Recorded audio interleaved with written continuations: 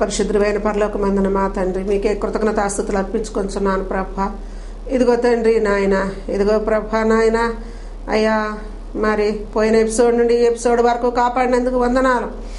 సువార్తవాణి వారిని అలాగే ప్రభా నాయన మరి వినుచున్న బిడ్డలను ఇదిగో మరి మీ కృప ద్వారా వాక్యం చెప్పబోతున్న నన్ను, నా కుటుంబమును దీవించి ఆశీర్వదించి కాపాడి భద్రపరిచి ఈ లోకంలో సజీవ లెక్కలో ఉంచి తండ్రి, ఈ చోట వాక్యం చెప్పుటకు నాయన మీరు నాకు కృప దయచేసినందుకు వినుచున్న వీరందరినీ బట్టి నాయన మరి త్వరగా రానయ్యున్న యేసు పరిశుద్ధ నామములో ప్రార్థించుకొంచు, మీ కృతజ్ఞతాస్తుతులు చెల్లించుకొంచు ఉన్నాము తండ్రి, యేసు నామములో ఆమేన్, ఆమేన్ అండ్ ఆమేన్.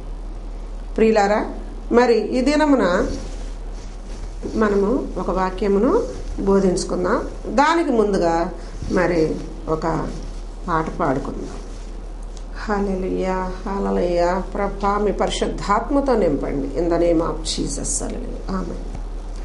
స్తుతిగానమే పాడనా, జయ గీతమే పాడనా, నా ఆధారమై ఉన్న యేసయ్యా నీకు కృతజ్ఞుడనై జీవితమంతయు సాక్షినయ్యుందును, నా ఆధారమై ఉన్న యేసయ్యా. నమ్మదగినవి నీ న్యాయ విధులు, మేలిమి బంగారు కంటే ఎంతో కోరదగినవి. నీ ధర్మాసనము నా హృదయములో స్థాపించబడి ఉన్నది పరిశుద్ధాత్మునిచే. నీ ధర్మాసనము నా హృదయములో స్థాపించబడి ఉన్నది పరిశుద్ధాత్మునిచే.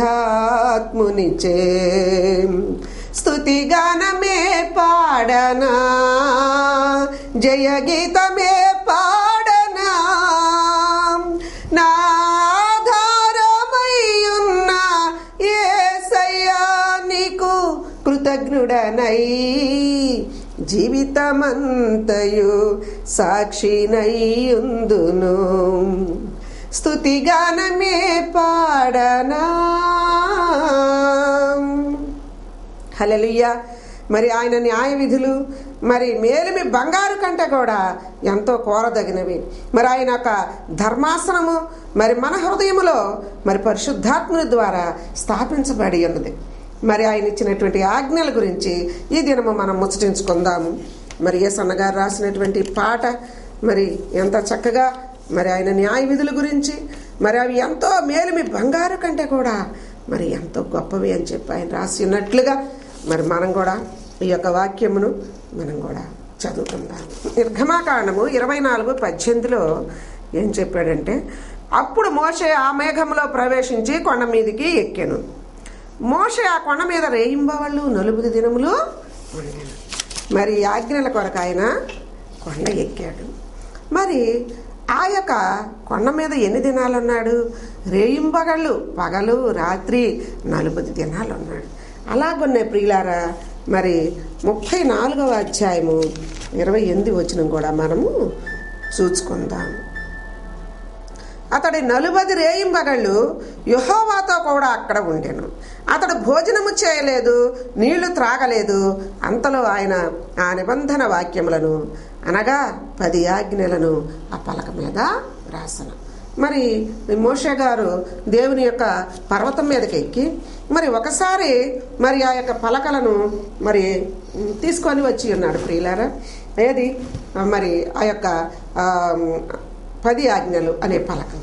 మరలా తర్వాత మరి వాళ్ళు అవిధేయతలో పడిపోయినప్పుడు ఈ యొక్క మోషే గారు పలకలు పగలగొట్టినప్పుడు మరలా ప్రేమ కలిగినటువంటి దేవుడు ఆయన దగ్గరకు వచ్చి మరి మళ్ళా కొండ మీదకి ఎక్కి వెళ్ళి రేయింబగళ్ళు ఇశ్రాయేలు కోసము మరి ఆహారం అనేది ఏది లేకుండా 40 దినములు మరలా 40 దినాలు వాళ్ళ కోసం ఉన్నాడు ప్రియులారా. మరి 5వ మరి ఆజ్ఞ ఏంటంటే, నీ దేవుడైన యెహోవా నీకు అనుగ్రహించు దేశంలో నీవు దీర్ఘాయుష్మంతుడు వగినట్లు నీ తల్లిని, నీ తండ్రిని, నీ తల్లిని సన్మానించమన్నాడు. అలాగే నరహత్య చేయకూడదు, మరి వ్యభిచరించకూడదు, దొంగిలకూడదు, నీ పొరుగు వాని మీద అబద్ధ సాక్ష్యం పలుకకూడదు, నీ పొరుగు వాని ఇల్లు ఆశింపకూడదు.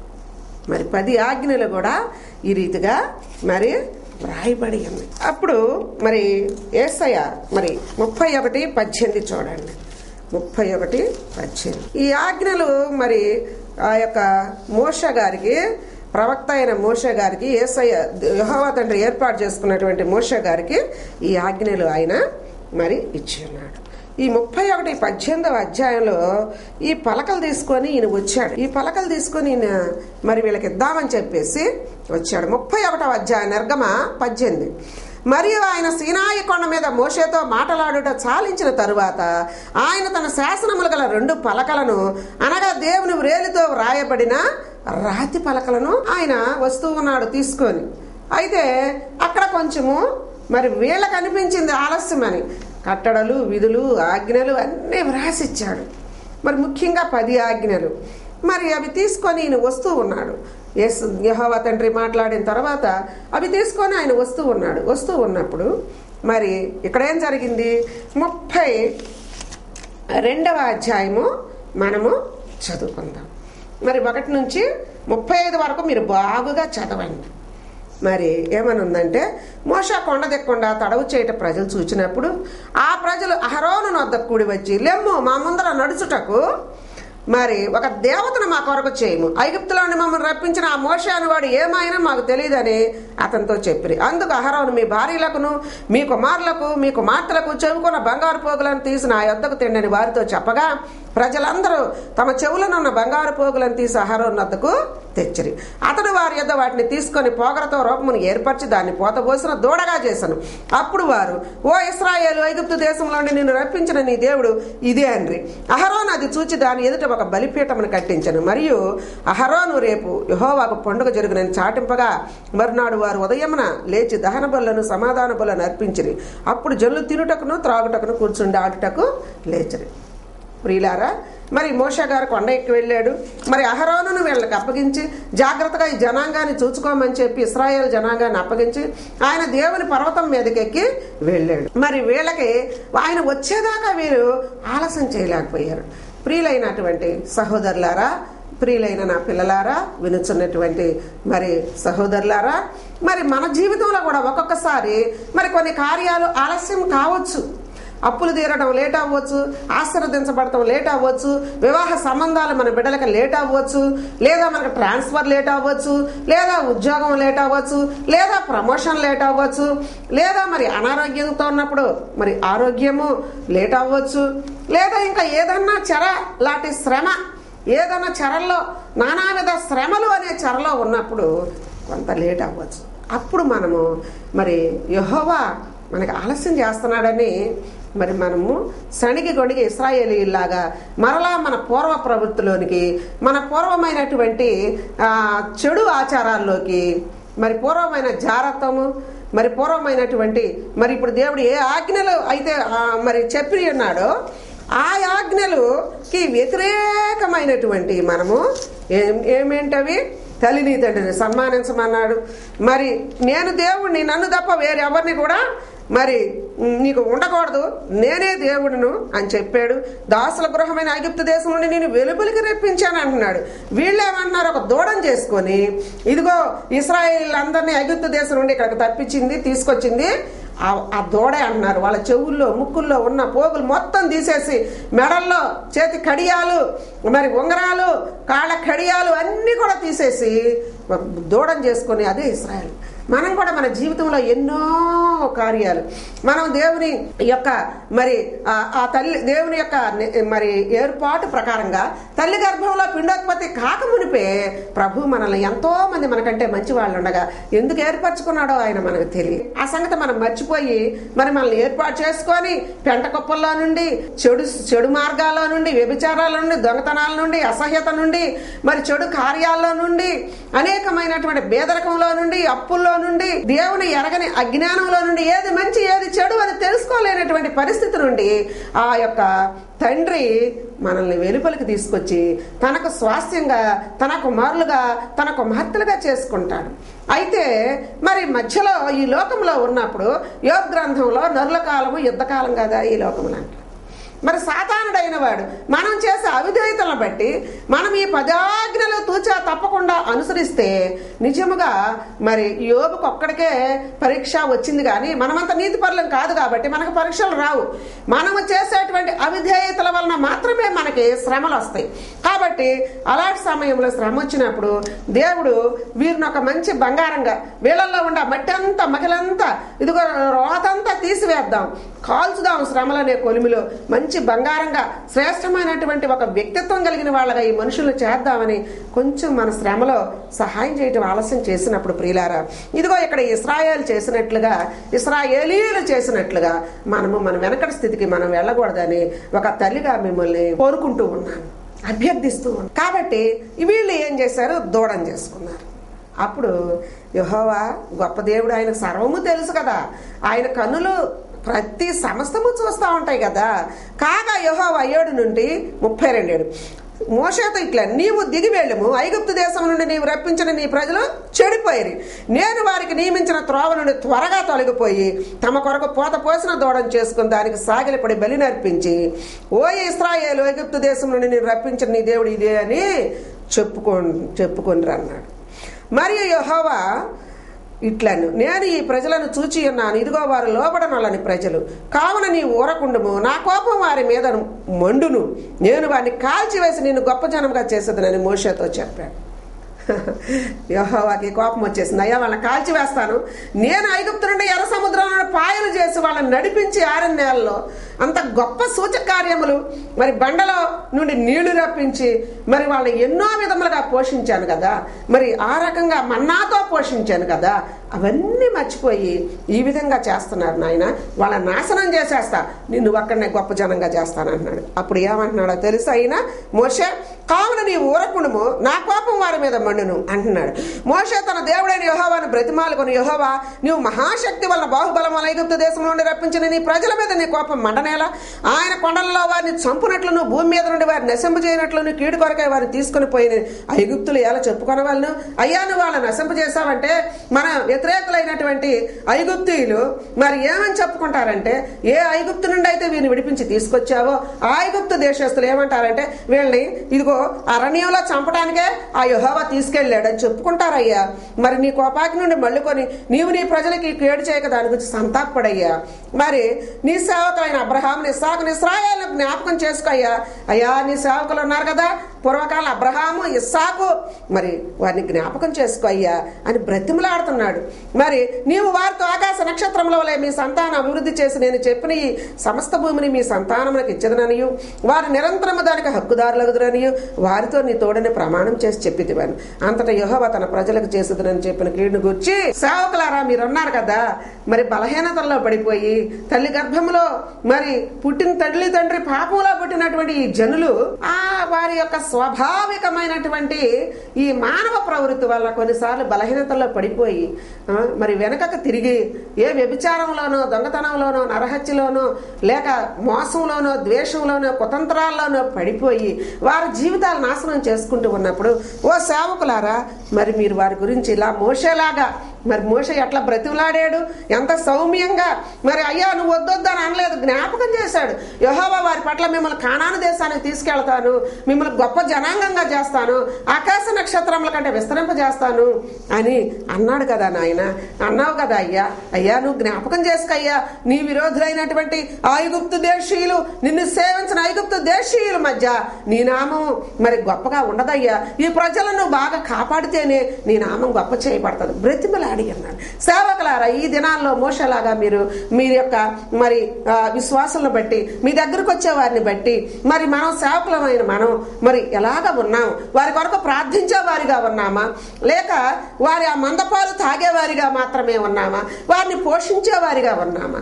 ఇదిగో మేకలు కానీ అవి ఆ గొర్రెలు పాలిస్తా ఉన్నప్పుడు మరి ఆ గొర్రెలు మరి వాటి మరి ఉన్ని మరి తీసుకొని మనం వాటి యొక్క గొర్రె బొచ్చు తీసుకొని ఉపయోగిస్తూ ఉన్నప్పుడు, వాటి మాంసం తింటూ ఉన్నప్పుడు, మరి గొర్రెలు మేకలు అయినటువంటి వాటిని పాలు తాగుతూ ఉన్నప్పుడు మరి మనం ఎలాగా ఉన్నాం? వాటి నుండి మరి విశ్వాసం నుంచి ఇచ్చే ధనమే ఆశిస్తున్నామా, లేక వారి బలహీనతలు కూడా మన మీద వేసుకొని మోషేలాగా మన పిల్లలలాగా మనము మరి వారిని చూస్తూ వారి సమస్త సమస్యల్లో వారు పడిపోయినప్పుడు మానవులు కాబట్టి పడిపోతారనే దయతో జాలితో మోషేలాగా తండ్రి అయిన దేవుని దగ్గర మనం మొరపెడుతున్నామా? ఒక్క గంట అయినా వారి కోసం మొరపెడుతున్నామా? సేవకులమైన మనము మరి ఈ విషయం గురించి ఆలోచించుకోవాల్సిన వారిమై ఉన్నాము. అప్పుడు మనం ఆ రీతిగా ఉంటే ఈ లోకాన్నే మార్చగలం. విశ్వాసుల మధ్య మరి ఎంతో బలంగా ఉండి వారి ఆశీర్వాదాలకు కారణమవుతాం.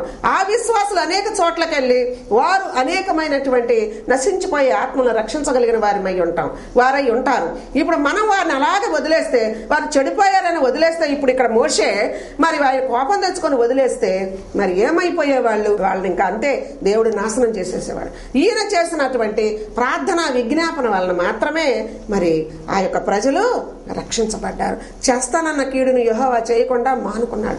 మనం కూడా మన దగ్గరకు వచ్చేటువంటి మరి ఆత్మలో విశ్వాసులైన వారు మరి ప్రజలు మరి కొన్ని తప్పుల్లో పడ్డప్పుడు మనం కూడా దేవుని దగ్గర మనము మొరబెట్టి వారి విడుదల కొరకు మరలా పాపాలు వదులుకొని దేవుని దగ్గరకు మళ్ళుకొనేటట్లుగా మరి దేవుడు కూడా వారిని ఆశీర్వదించేటట్లుగా మనం ఎంతో ఎంతో ప్రార్థన ఉపవాసాలతో మన దగ్గరకు వచ్చేటువంటి గొర్రెలను కాసేవారంగా మనం ఉండాలని నేను మీకు విజ్ఞాపన చేస్తా ఉన్నాను. మరి కాబట్టి ఇక్కడ మరి ఏం చేస్తాడు?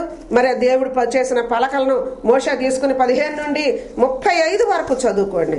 మరి తీసుకొని వాటిని చదవండి. 15 మోషే శాసనములు గల 2 పలకలను చేత పట్టుకుని కొండ దిగి వచ్చాను. ఆ పలకలు ఇరు ప్రక్కలను వ్రాయబడినవి, అవి ఈ ప్రక్కను ఆ ప్రక్కను వ్రాయబడి ఉండెను. ఆ పలకలు దేవుడు చేసినవి. ఆ పలకల మీద చెక్కబడిన వ్రాత దేవుని చేవ్రాత. ఆ ప్రజలు పెద్ద కేకలు వేయిచుండగా యెహోషువ ధ్వని విని పాళెముల యుద్ధధ్వని అని మోషేతో అనగా, అతడు అది జయధ్వని కాదు అపజయధ్వని కాదు, సంగీత ధ్వని నాకు వినబడుచున్నదన్ను. అతడు పాళెమునకు సమీపింపగా దూడను వారి నాట్య మాటను చూచెను. అందుకు మోషే పాపం మండెను. అతడు కొండ దిగువను తన చేతులలో నుండి ఆ పలకలను పడవేసి వాటిని పగలు కొట్టేశాడు. మోషేకి బాగా బాధ వచ్చేసింది. అయ్యో, ఇన్ని సూచక కార్యాలు చేసినటువంటి ప్రజలు దేవుని దగ్గర అడిగాడు.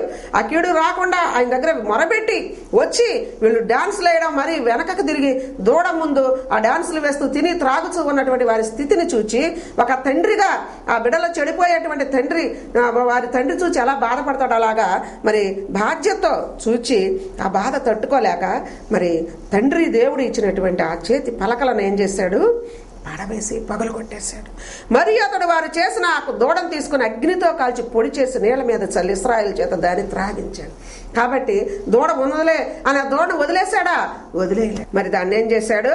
అగ్నితో కాల్చి పొడి చేసి నీళ్ల మీద చల్లి ఇశ్రాయేలు చేత దాన్ని త్రాగించాడు. మనం కూడా మరి వారి గురించి మోషేలాగా ప్రార్థన చేయటమే కాదు, కానీ వారు చేసేటువంటి హేయక్రియలు, ఈ దూడ అనగా మరి ఈ యొక్క 10 ఆజ్ఞలకు వ్యతిరేకంగా చేసే పనులు అనుకోండి. తల్లిదండ్రులను చూడకపోవడం, నరహత్య చేయటం, పొరుగువాని భార్యని ఆశించడం, పొరుగువాని ఇల్లు ఆశించడం, మరి ఇటువంటి మరి దేవుణ్ణి మరి మన యెహోవా తండ్రిని దేవుడిగా అనుకోకుండా ఏదో ఒక లో గాని ఏ పురుగునో ఏ పుట్టనో చూసుకొని మరి దానికి మొక్కడం, మరి ఇటువంటి పనులు చేస్తా ఉన్నప్పుడు వాటిని వదిలేయకుండా మరలా వాటి నుంచి మళ్ళేటట్టుగా చేయాలి.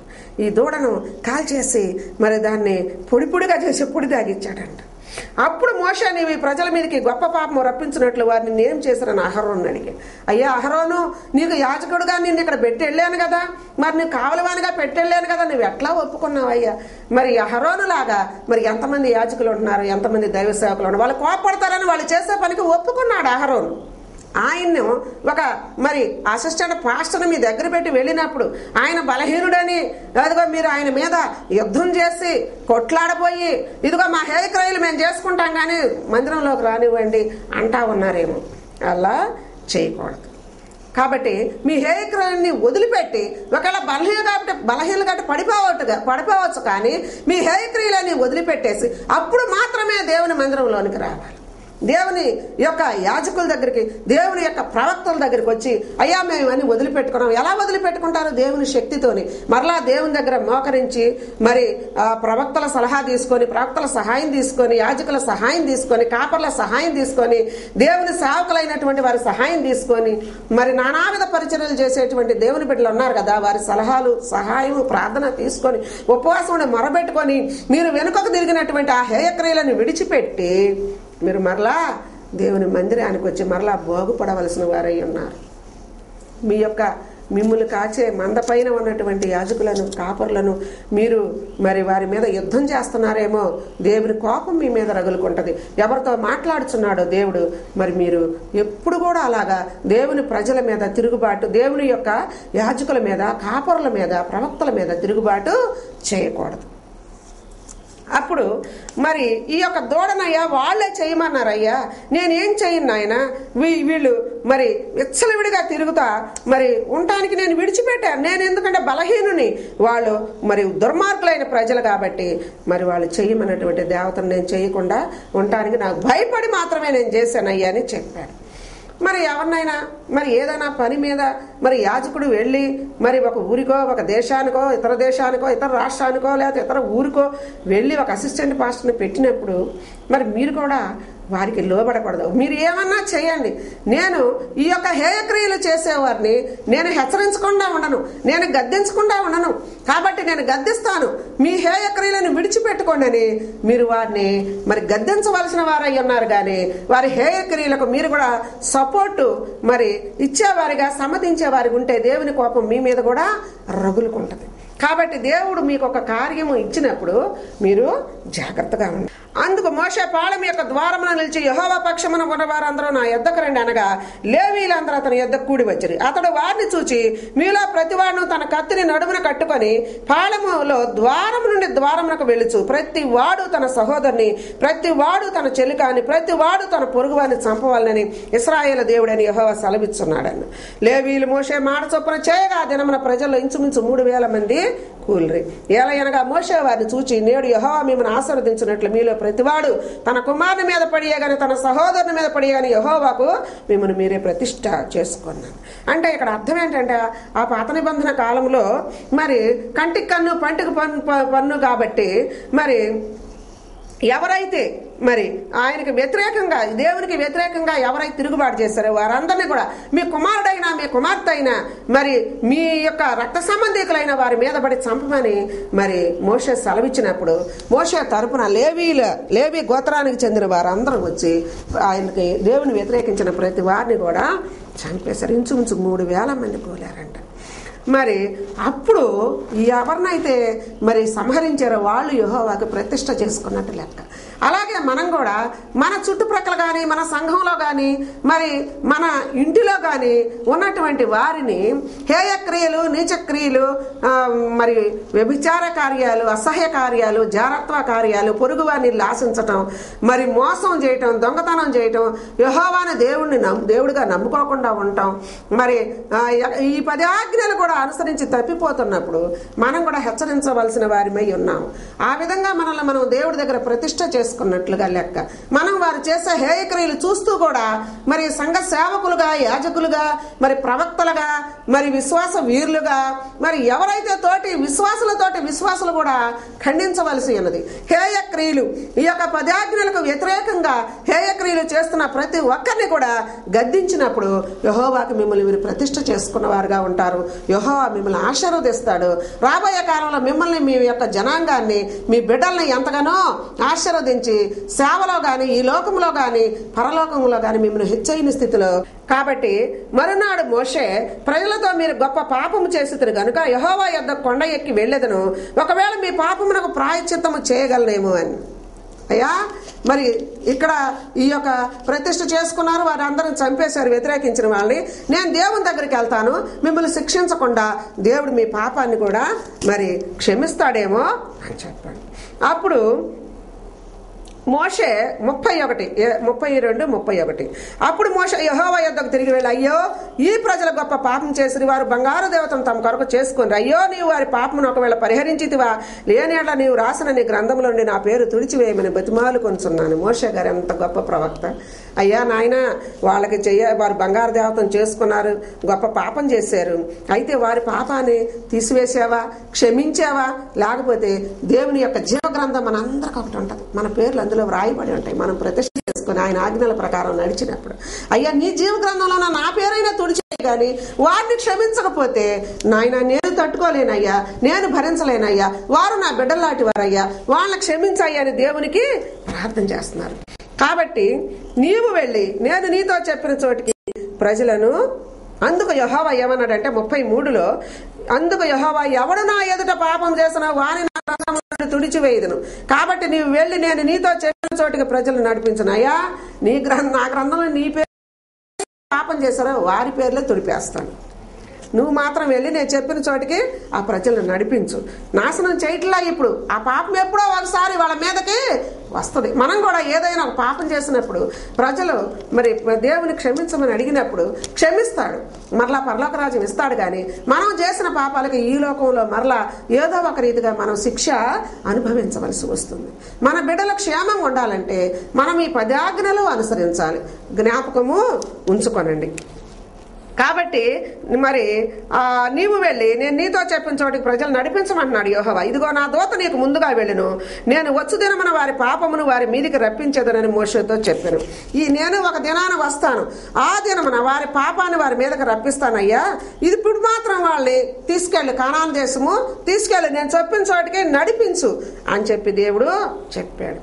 మరి అహరోను కల్పించిన దూడను ప్రజలు చేయించినందున యెహోవా వారిని బాధపెట్టాడు. మరి ఆయన క్షమించాడు కానీ ఆ పాపాన్ని, కానీ వారు చేసిన పాపం వలన వారికి అనేకమైనటువంటి బాధలు కలిగినాయి. దేవుడు ఈ వాక్యమును దీవించి ఆశీర్వదించును గాక.